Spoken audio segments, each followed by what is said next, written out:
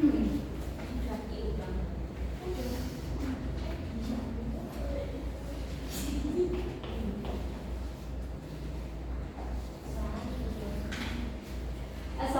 warahmatullahi wabarakatuh. Waalaikumsalam warahmatullahi wabarakatuh. Selamat pagi anak-anak. Pagi, Bu. Gimana nih kabarnya hari ini? Alhamdulillah.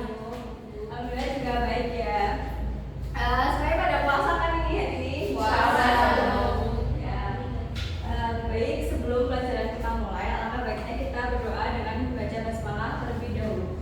Bismillahirrahmanirrahim. Ya, Ibu akan melakukan presensi ya. Apakah di sini ada yang tidak hadir? Hadir semua, Bu. Ya, alhamdulillah ya, jika hadir semua berarti kita dalam keadaan sehat semuanya. Ya.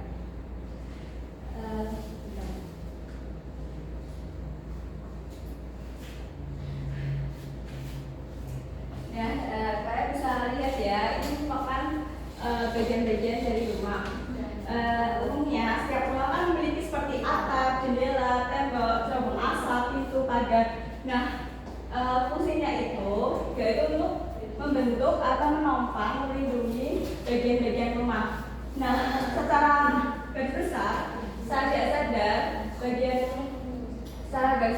saya tidak sadar bagian-bagian rumah ini diibaratkan seperti struktur sel tubuh makhluk hidup, sehingga rumah itu seperti struktur makhluk hidup, sedangkan bagian-bagiannya itu atau ruangan-ruangannya itu seperti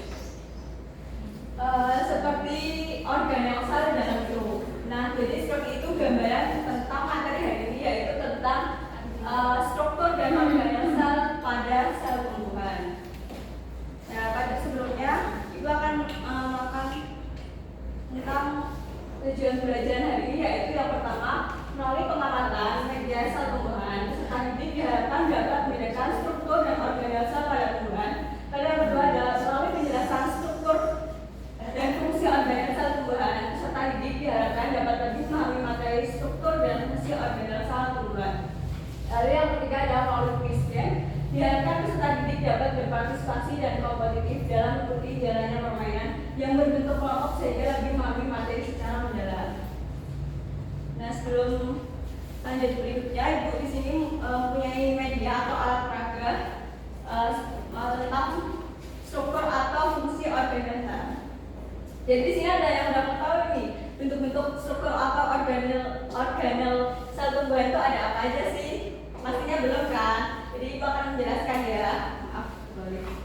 Nah, jadi di sini ada badan Golgi yang bentuknya seperti ini. Lalu di sini ada vakuola, lalu di sini ada inti sel, lalu di sini ada membran sel, terus di sini ada retikulum endoplasma halus, lalu ada retikulum endoplasma kasar, kemudian ada mitokondria, ada ribosom, ada mikrotubulus, kemudian ada kloroplas dan ada sitoskeleton.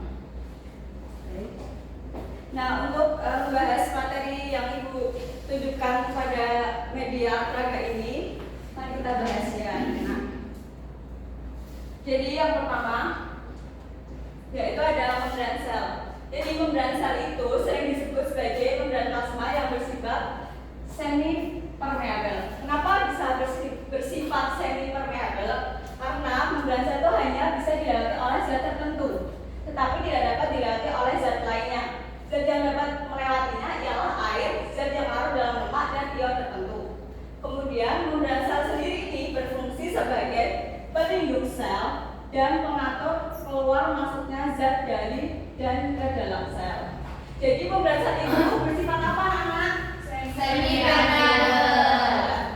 Semi permeabel itu kenapa bisa disebut semi permeabel? Ada yang tahu? Karena dia hanya dilewati oleh zat tertentu. Ya, betul sekali. Kemudian yang kedua itu ada struktur dinding sel dan menyusunnya. Jadi dinding sel ini pada tumbuhan adalah organel yang bersifat permeabel. Kenapa bisa bersifat permeabel? Karena membran sel ini dapat melewati zat cairan tertentu lainnya. Tadi kan semi permeabel tidak bisa melewati zat tertentu, sedangkan permeabel itu bisa melewati zat cairan tertentu. Nah, dinding sel ini memisahkan bagian dalam sel keluar sel. Pada sel tumbuhan terdapat dinding sel yang berfungsi. Yang pertama fungsinya yaitu untuk melindungi bagian sel yang terletak lebih dalam. Lalu yang kedua ada memperkokoh sel. Lalu yang ketiga ada mencegah agar sel tidak pecah. Lalu yang keempat ada menjadi tempat berpindahnya air dan mineral. Jadi kalau tadi membrana sel itu bersifat semi permeabel, kalau dinding sel bersifat apa anak? Permeabel. Artinya apa itu? Bisa dilewati dengan cairan apa lainnya. Ya, betul. Kemudian yang selanjutnya itu ada inti sel ya. Sini inti sel. Nukleusnya itu biasanya berbentuk oval atau bulat seperti pada gambar ini yang berada di tengah-tengah sel. Di dalam inti sel itu atau yang biasa disebut dengan nukleus terdapat nukleolus dan benang kromosom. Cairan ini tersusun atas air, protein, dan mineral. Inti sel sendiri atau nukleus ini diselubungi membran luar dan dalam yang terdiri atas nukleoplasma dan kromosom. Nah, nukleus ini fungsinya sebagai pusat mengatur kegiatan sel.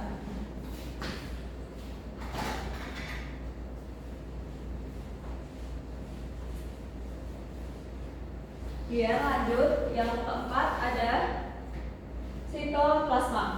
Sitoplasma sendiri merupakan bagian cair dalam sel. Perlu diingat ya, nanti soalnya ada kuis, jadi diperhatikan. Di sekitar sitoplasma sendiri terdapat organel-organel sel yang bersifat hidup dengan fungsi masing-masing.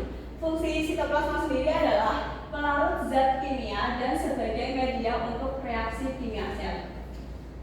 Jadi tadi yang fungsinya untuk mengatur kegiatan seluruh sel tadi apa? Ada yang tahu? Nukleus. Ya benar, nukleus. Kemudian yang kelima ada retikulum endoplasma. Nah, retikulum endoplasma ini yaitu struktur benang-benang yang bermuara di inti sel atau nukleus. Ada dua jenis RE, yaitu RE granul, RE atau kasar, dan RE agranular atau RE halus. Nah, retikulum endoplasma ini berfungsi menyusun dan menyalurkan zat-zat ke dalam sel atau alat transportasi zat-zat dalam sel. Nah, fungsi RE kasar, sedangkan fungsi RE kasar adalah mengumpulkan protein dari dan ke membran sel. Lalu kalau RE halus itu untuk mensintesis lipid, glikogen atau gula alpat, kolesterol dan gliserida. Pada RE kasar terdapat ribosom dan RE halus tidak terdapat ribosom ya anak. Kemudian lanjut yang keenam ada ribosom.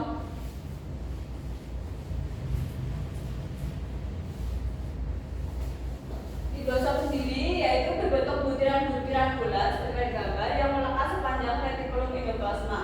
Ada pula yang soliter atau hidup sendiri terpisah yang bebas di sitoplasma. Nah, ribosom sendiri berfungsi sebagai tempat untuk sintesis protein. Jadi fungsi ribosom itu untuk sintesis protein ya anak-anak.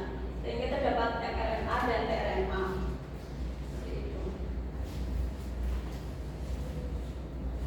Kemudian yang selanjutnya itu ada badan Golgi. Badan Golgi sendiri merupakan kumpulan ruang gelembung kecil dan kantong kecil yang bertumpuk-tumpuk. Jadi kalau diperbesar tuh badan Golgi seperti ini ya. Jadi kayak bertumpuk-tumpuk dan ada kumpulan gelembung-gelembung kecil gitu. Nah, pada sel tumbuhan badan Golgi itu sering disebut diktiosom. Perlu diingat ya anak-anak. Badan Golgi itu sering disebut apa? Diktiosom. Ya, badan Golgi sendiri berfungsi sebagai alat pengeluaran sekresi protein dan lendir, maka disebut organel sekresi.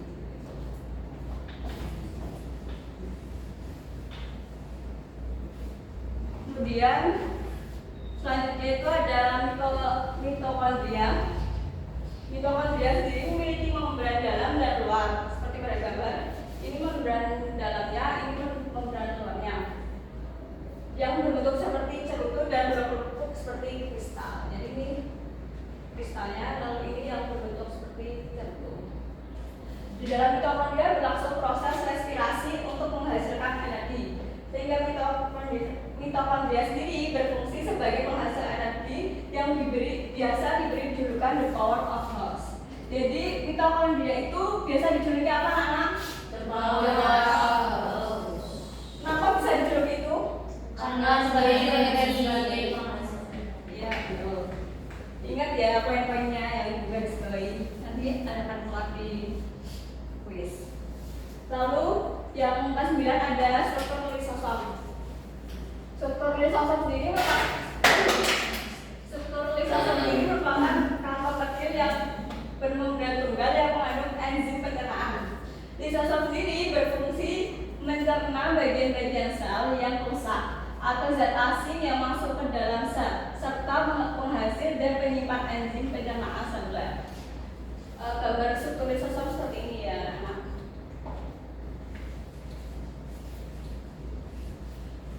Kemudian yang selanjutnya ada ke-10 ada vakuola. Vakuola sendiri adalah ruangan yang terdapat dalam sel. Pada sel tumbuhan yang sudah tua, vakuola tampak berukuran besar dan berisi cadangan makanan dan pigmen. Vakuola sendiri mengandung garam organik, glikosida, butir pati, dan enzim. Adapun suatu pembatas antara vakuola dan sitoplasma ialah kloroflasma. Nah, fungsi vakuola sendiri itu untuk menyimpan zat makanan berupa sukrosa dan garam mineral. Jadi yang fungsinya untuk menyimpan zat makanan itu apa anak?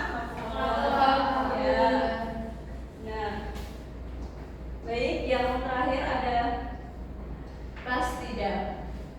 Plastida sendiri merupakan badan bermembran rakap yang mengandung membran tertentu. Plastida mengandung pigmen hijau atau biasa disebut dengan klorofil. Klorofil sendiri itu disebut dengan kloroplas.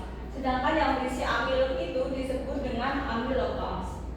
Plastida yang terdapat pada sel tumbuhan dan ada 3 jenis plastida, yaitu ada leukoplas, kloroplas, dan chromoplas. Leukoplas adalah plastida berwarna putih.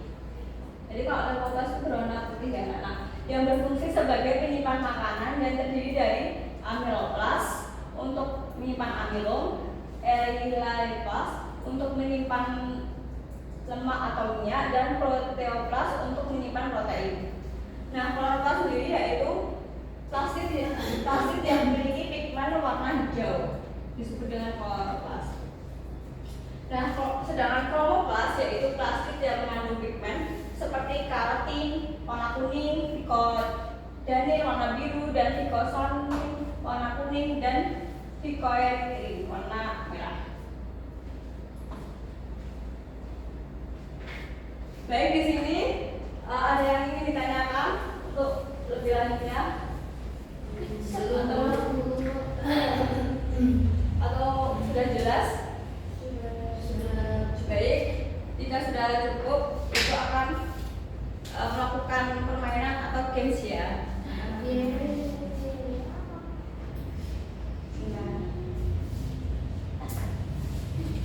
Jadi ibu akan membagi menjadi 3 kelompok ya. Dan itu bentuknya itu seperti soal atau kuis ya. Jadi kuisnya itu nanti dikerjakan secara berkelompok. Nanti ibu bagikan beres dan itu nanti modelnya cepat-cepatan ya. Nah, nanti yang lebih cepat duluan atau lebih kanan duluan jadi menjawab kuis terlebih dahulu. Baik, Mbak Fatin dimulai. Kelompok dari nomor 1, 1, 2, 3. sudah. 2, 3. Bisa bergabung dengan kelompoknya masing-masing ya.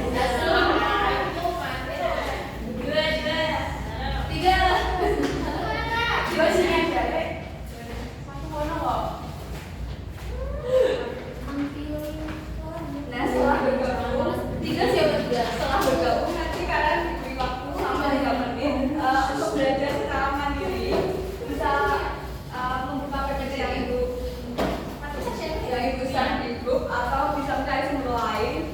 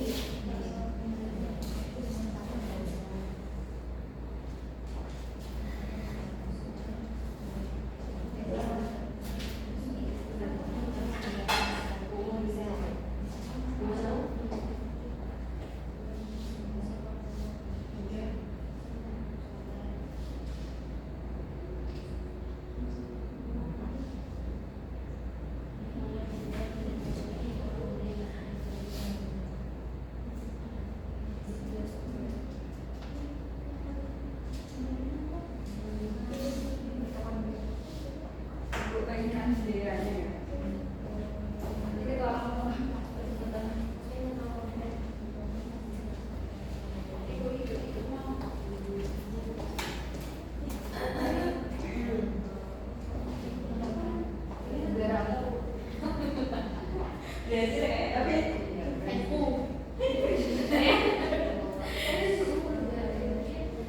baik, sudah ya.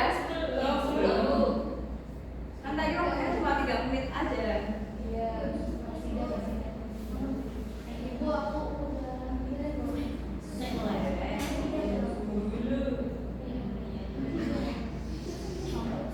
Nomor 1.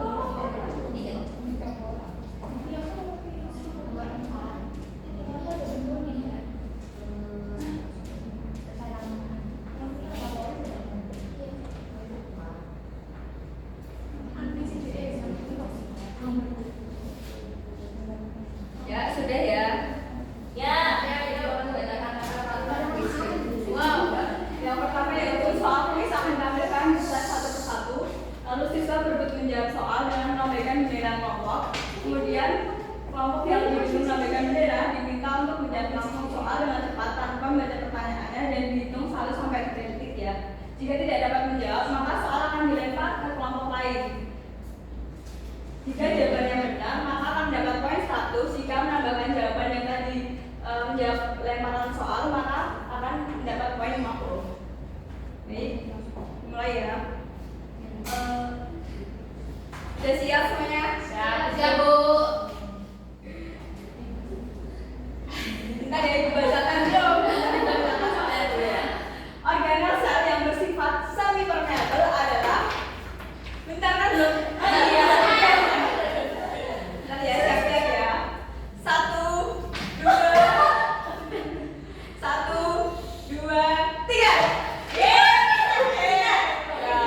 Apa jawabannya, Bagi? Membran sel. Ya. 100. Iya, kelompok berapa? 1. 2.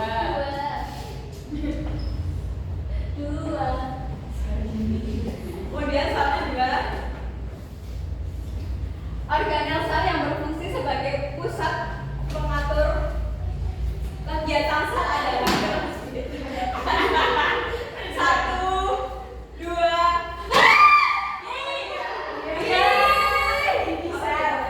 Ya, benar sekali.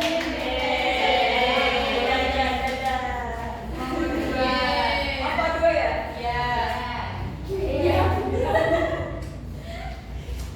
Kemudian soal ketiga, fungsi vakuola pada tumbuhan adalah 1, 2, 2 setengah, 3. Jawabannya menyimpan zat makanan berupa sukrasa dan garam di darah. Ya, benar. Kalau 3 ya? Kalau makan boleh nggak? Nggak boleh kan ada bedanya. Makanan dengan makanan, zat. Baik. Berikutnya. Namanya ya. Ya, Ada organel sel yang mendapat sebutan diktiosom. Bentar ya. 1, 2, 3. Enggak beda. Jawabannya adalah C. Bagi. Iya,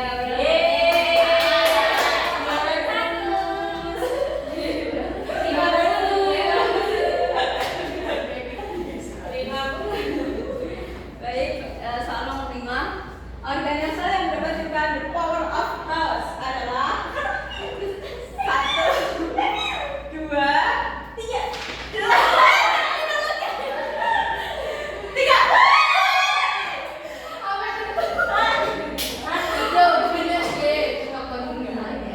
Ya, benar sekali. Nomornya nomor berapa? 3. Ya.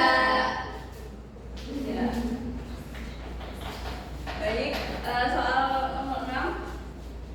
Organel yang hanya ada di sel